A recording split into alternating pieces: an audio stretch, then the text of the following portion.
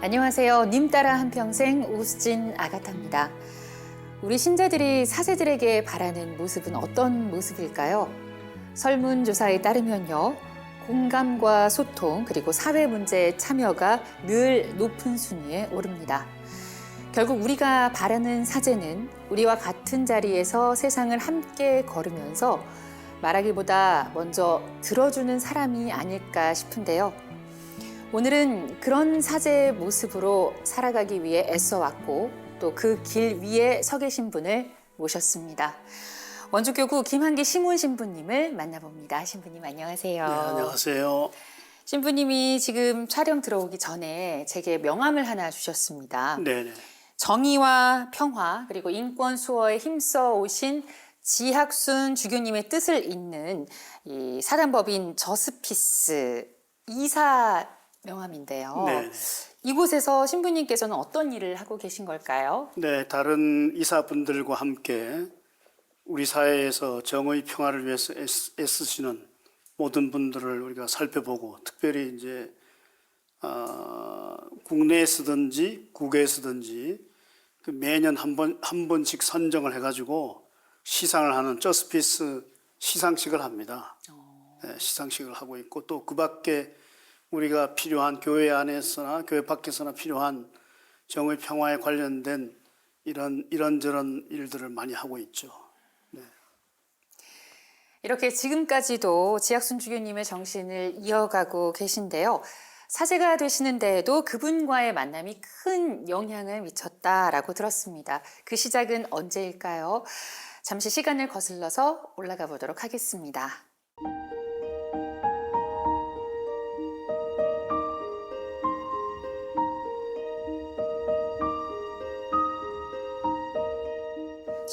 신부님께서는 몇 살 때쯤 사제가 되고 싶다라는 생각을 하셨나요?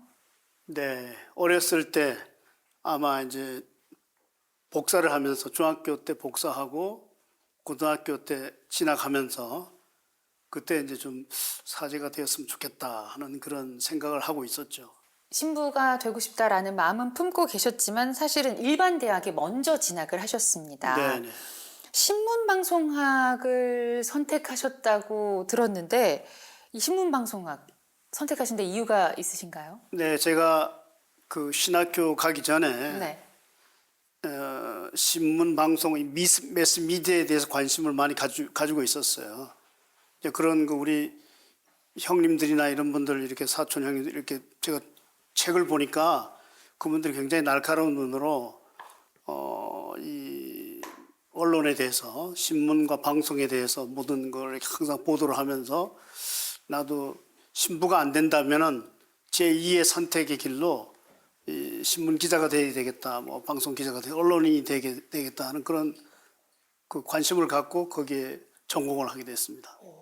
그렇게 신문방송학을 전공하시고 실제 기자가 되셨습니다. 네. 기자로 일하시던 중에 네. 다시 그 어렸을 때 마음, 사제 성소가 다시 살아났다라고 들었는데 계기가 있으신가요?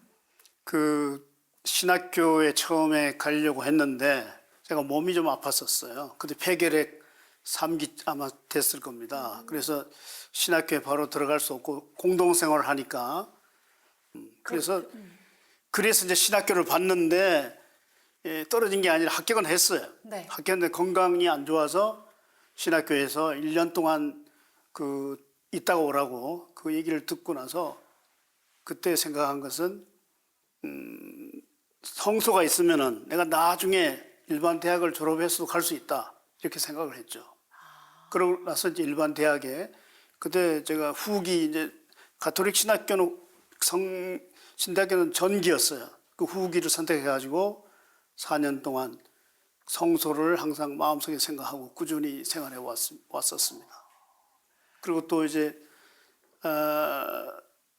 대학생으로 다니면서 제가 왕십리 성당에 다녔어요. 그 최근에 돌아가신 김수창 신부님 거기 계셨고 나중에 뭐 조선우 신부님도 계셨어요. 그분은 이제 나중에 그만두셨지만은 그래서 그 교리 교사하면서 꿈을 계속 키워왔었습니다. 늦게 시작한 신학교 생활이 한창이실 때 네. 호주로 유학을 가셨다는 이야기를 들었습니다. 네, 제가 2학년, 3학년 마치고 4학년 때 그 우리 지학순 다니엘 주교님이 그 당시에 다 남미인가 어디 갔다 오시다가 호주를 들리셔가지고 그 당시에 저희 교구에 신부님 한 분이 이제 그 거기서 공부하시고 시드니 생콜럼반스 칼리지 거기서 공부하시고 귀국을 하시게 됐어요. 그 지주교님이 우리 원주교구 신학생 두 사람을 보내야 되겠다 생각을 하셔가지고 그 중에 제가 하나 선택이 된 거죠. 그래서 2학년, 3학년 마치고 지주교님의 명에 따라서 호주로 시드니로 가서 생콜럼반스 칼리지 그 성콜럼반 신학대학 그 선교사를 양성하는 대학에 가게 된 겁니다. 네. 그곳에서의 추억도 같이 이야기해 주시면 좋을 것 같아요. 호주에서 신학생으로도 있었지만은 거기 시드니 애쉬필드 한인 성당이라고 있었어요.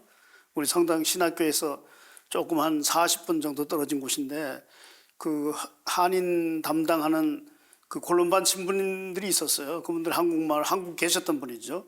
그래서 가자마자 이제 한 어학 공부 조금 하고 한 영어 한 2, 3개월 하고 그다음에 바로 시드니 한인 성당 지금은 시드니가 굉장히 커졌습니다. 그 당시만 해도 얼마 안 됐는데 그래서 매주마다 가 신부님을 모시고 같이 가서 저는 이제 교리도 가르치고 성가도 가르치고 또 가자마자 또 견진도 가르치고 아주 굉장히 3년 동안 보람 있게 기쁘게 잘 지내다 왔습니다.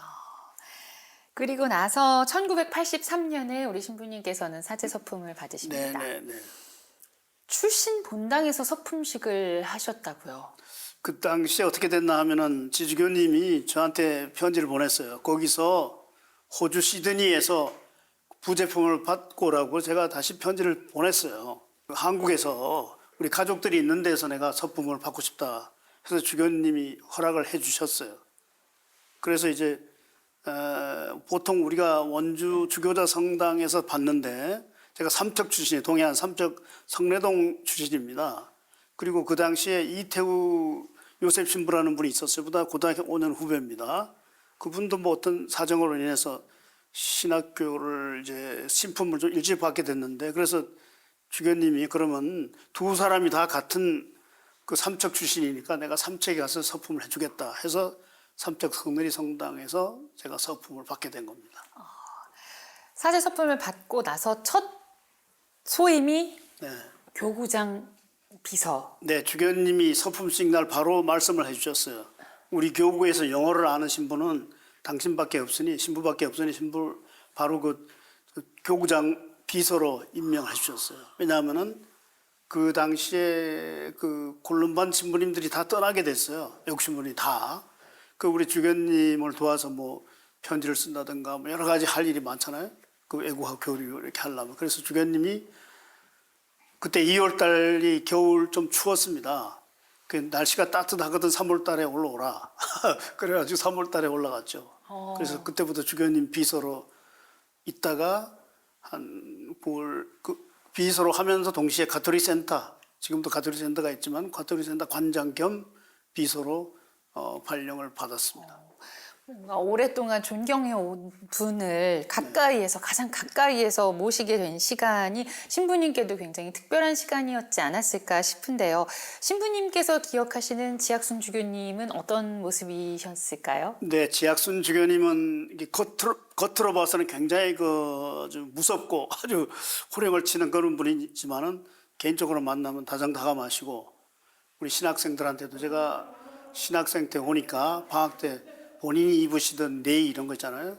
러닝 팬츠라든가 이런 걸 다 셔츠를 다 신학생 때 나눠 주시고 그다음에 그분은 그 뭐 불 같은 거 우리가 보통 불을 켜놓고 다니잖아요. 불을 항상 끄고 이렇게 굉장히 그런 면에서도 좋은 모범을 보여주신 그런 분입니다. 또 지학순 주교님과의 추억 기억나신 거 있으면 얘기해 주시죠. 지주교님이 제가 이제 신학교 합격했거든요. 네.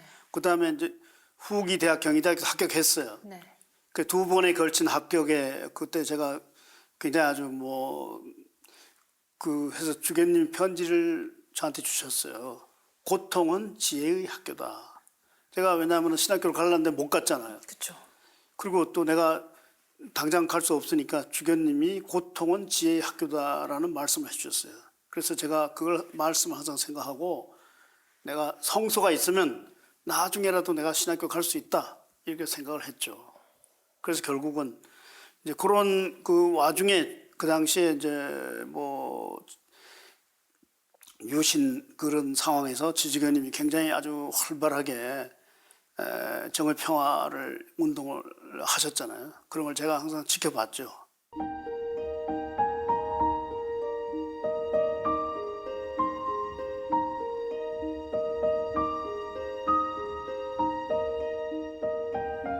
이후에는 주교자 원동성당의 보좌를 거쳐서 첫 주임으로 풍수원 성당에 가게 네. 되십니다.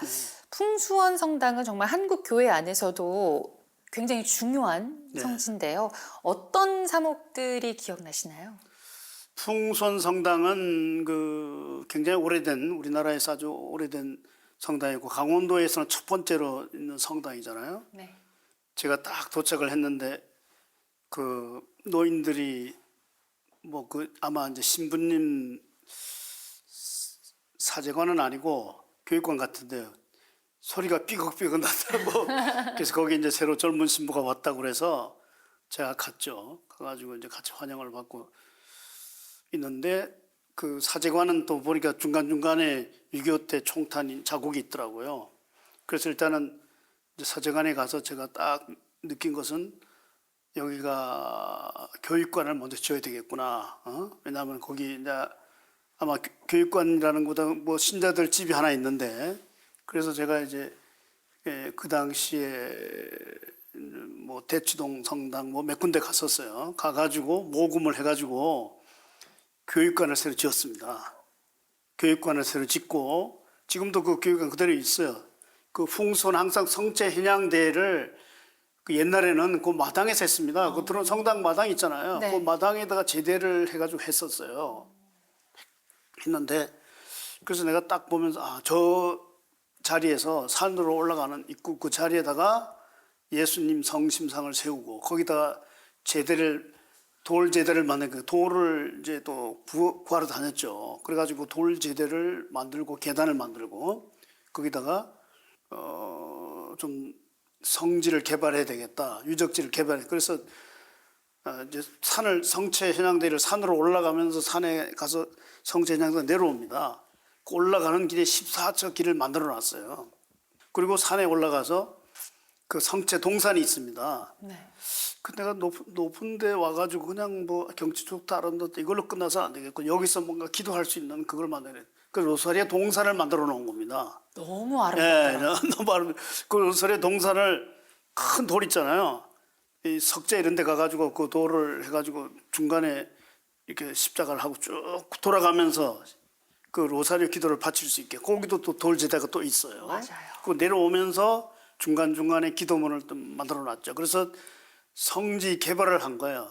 그다음에 이제 거기 뭐 제가 제 나름대로 어떤 영성적인 모임을 해서 고난의 빛 기도회라는 그런 기도 모임을 통해서 많은 사람이 이제 이렇게 올 수 있게끔 서울서도 그렇고 뭐 원주도 그렇고 그렇게 하고 교육관을 통해서 그 피정 이런 걸 많이 이제 그 유출했죠. 일피정 주로 이제 뭐 자고 갈 수도 있지만 일피정을 주로 해가지고 오는 사람들 전부 안내해가지고 피정도 하고 식당도 만들어서 하고 뭐 하여튼 풍손에서 정말 바쁘게 지냈어요. 그리고 첫 본당이잖아요. 그렇죠. 그 사제들에게 첫 본당은 첫사랑과 같은 거예요. 그렇죠. 그 제가 그때 한 5월 달인가 그때 갔는데 이제 9월 달인가 그 이제 한 4년 한 5개월 정도 4년 4개월 정도 있으면서 너무너무 정이 들었어요. 그래서 올 때 그 풍선에서 눈물까지 흘렸습니다. 그 퇴임사를 하면서 그 정도로 그 풍선에 온갖 정성을 다해서 성지를 개발했어요. 그 유적지를 개발한 거죠 우리가.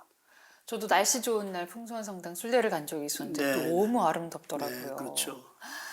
풍수원 다음으로 간 곳이 사북성당이십니다. 사북성당. 이 사북성당은 탄광 지역에 위치한 본당이라고 하던데 당시에도 탄광 산업이 이루어지던 때였죠. 네, 그렇습니다. 본당에 처음 가셔서 이 사제로서 내가 어떤 일을 해야 되겠다라고 결심하셨나요? 네, 풍선에서는 영성적인 거, 기도하는 거 이런 거에 대해 초점을 뒀다면은 거기는 일단 광산 광부들이 많고 사회적으로 좀 어려운 곳이잖아요. 그 우리 성당에 이렇게 딱 창문을 열면은 바로 창문에서도 탄광이 바로 보였어요. 먼지가 풀풀 날리고. 그리고 그 1980년 사북 사태 난 이후란 말이죠. 사북 사태 1980년 광주 민주화 항쟁의 도화선이 된 사북 사태가 난 이후에 제가 88년도에 갔으니까 네.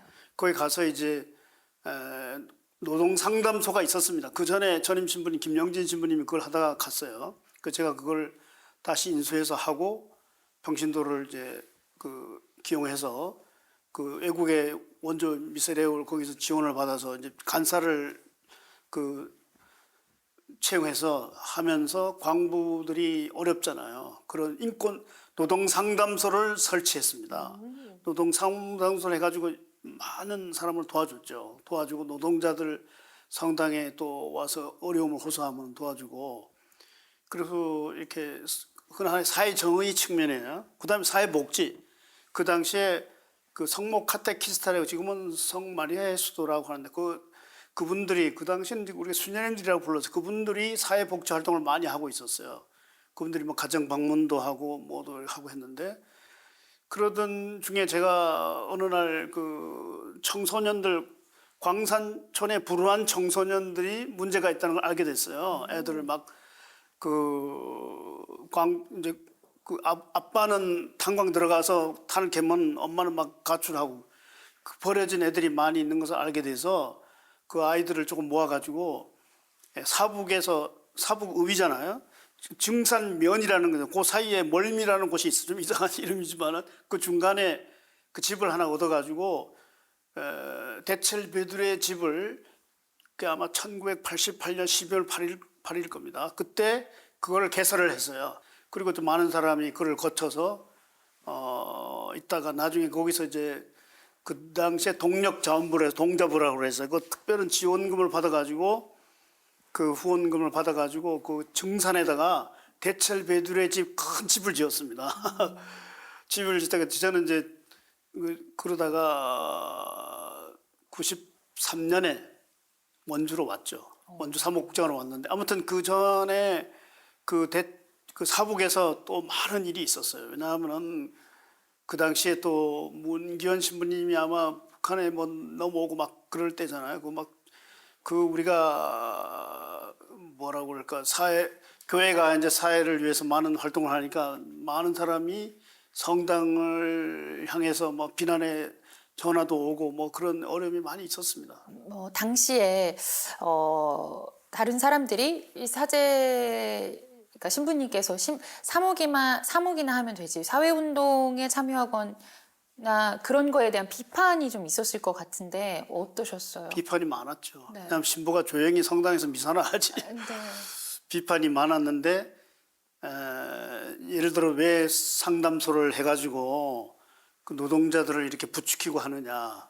그런데 그 당시에 그 한보 탄광 여러분 한보 들어보셨을 거예요. 정태수 한보. 그 한보 탄광에서 그거 이제 태백시 관할에 있는 거예요. 거기서 우리가 노동 상담소를 하니까 그쪽에서 요청이 온 겁니다. 그래서 대학 선배 한 분이 신부님 와서 좀 도와주셔야겠습니다. 이 사람들이 갱 속에 들어가가지고 갱도를 무너뜨리고 농성을 하고 있는데 이거 사람들이 죽으면 큰일 나잖아요. 그래서 제가 갔어요. 가가지고 처음에 설득을 했어요. 설득이 잘 안 되더라고. 그 저녁에 또 미사도 있고 뭐 내가 다시 돌아왔어요. 다시 돌아와가지고 미사를 하고 좀 늦은 시간에 갔습니다. 가가지고 갱을 타고 내려갔어요. 내려가고 그 사람들 막장에서 그걸 무너뜨리고 있었으니까 내가 큰 파이프 있죠. 파이프를 치면서 얘기했어요. 나 저 사북에서 온 김한기 신부입니다. 하고 크게 소리쳤죠. 여러분들 이렇게 있을 게 아니라 빨리 농성을 풀고 나오라고. 안 그러면 오래 있으면은 죽는다고. 만약 여기서 이렇게 죽으면은 이 죽음 자체가 개죽음이 되지 않느냐. 그래서 목숨을 살리고 봐야 되지 않느냐. 그리고 가기 전에 이제 그 노조 탄광 한보탄광 측하고 제가 교섭을 했어요. 이 사람들이 요구하는 바를 100%는 아니더라도 들어줘라. 임금 인상도 그렇고 뭐 여러 가지 그 자기들이 요구하는 게 있었어요. 그래가지고 지금 여러분들이 그 요구하는 바를 다 들어주기로 했으니까 즉시 나오라고.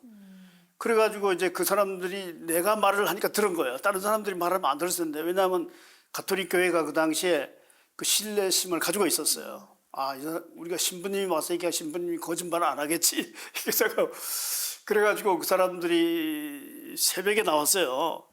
그분들도 내 말을 받아들이고 또 그 회사 측에서도 굉장히 고맙게 생각했죠. 아, 신부님이 이렇게 그 물불을 가리지 않고 해주니까 너무너무 감사하다.